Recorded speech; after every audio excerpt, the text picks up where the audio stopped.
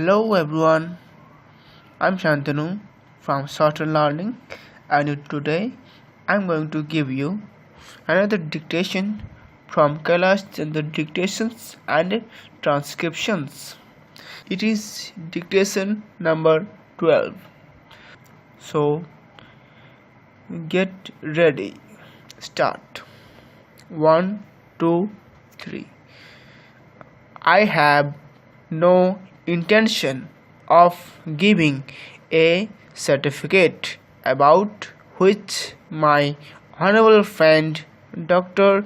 Krishnaswamy was talking some time ago, since anything like a certificate being given by any member of the business community is likely to be misunderstood. But the fact remains that impartial observers, both here and abroad, have testified to the soundness and stability of our finance, which have successfully withstood severe stresses and strains of the changing economic factors, both national and international, and for this the fullest possible credit is due to the wise handling of the situation by our present finance minister. There have been criticism on both sides. Some have described the budget as pro big business, as something which has brought about a boom in the stock exchange, and as something which has brought about satisfaction in the business circles.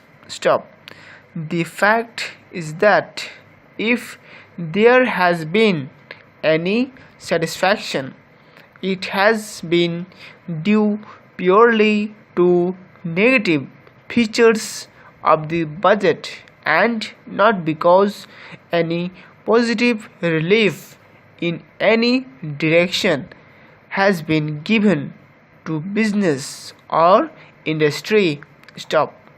It is true that there were certain fears in the minds of the business community that, in view of the expanding and growing needs of the center, the finance minister might resort to certain further additional taxation, and since those fears were not realized, there has been some slight recovery in certain stock exchanges.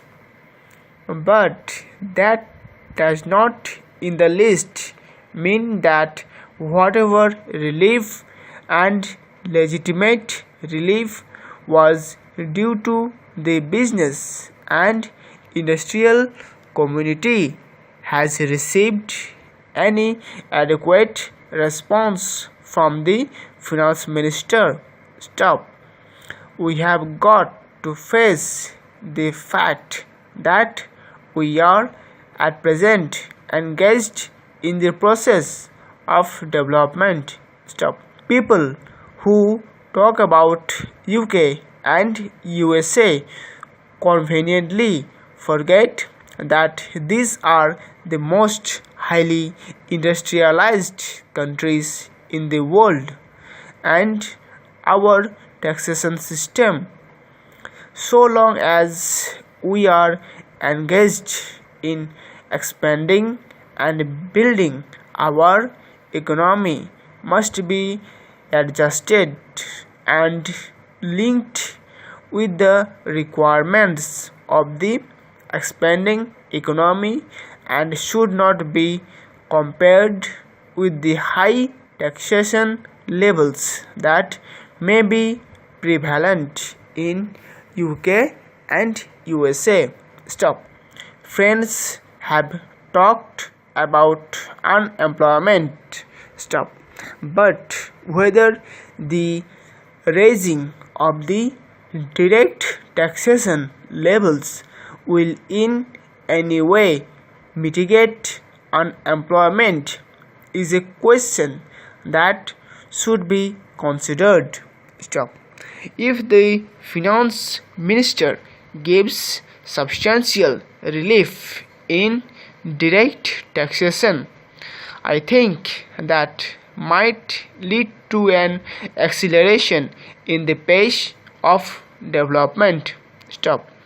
So it has to be considered whether it is relief in taxation which will lead to a reduction of unemployment, or whether it is a raising of taxation to the utmost levels which will dry up the resources and channels of capital formation, and thereby not only retard all further development but might also throw the functioning of present industries out of gear.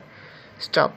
So my submission is that when the taxation inquiry committee has been appointed, it is only logical to expect that no substantial changes in the taxation structure will be made until the findings of that expert committee are known, until we know the incidence of taxation in the various sectors of our economy.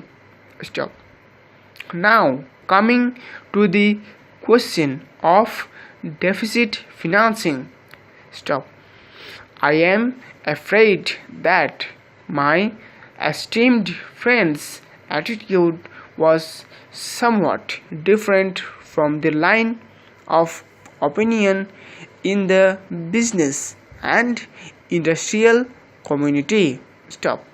Not that we advocate deficit financing for bringing any artificial rise in prices, but the fact is that who have criticized deficit financing have not suggested any other alternative or made any other constructive suggestion which will bring about necessary development plans. Stop. After all, the fact has got to be faced that whatever program we have set out in the national plan should go on unimpeded by any financial considerations. Stop. An assurance has been given by the finance minister that so far as financial resources are concerned, he will ensure that the 5-year plan will not in any way be retarded. Stop.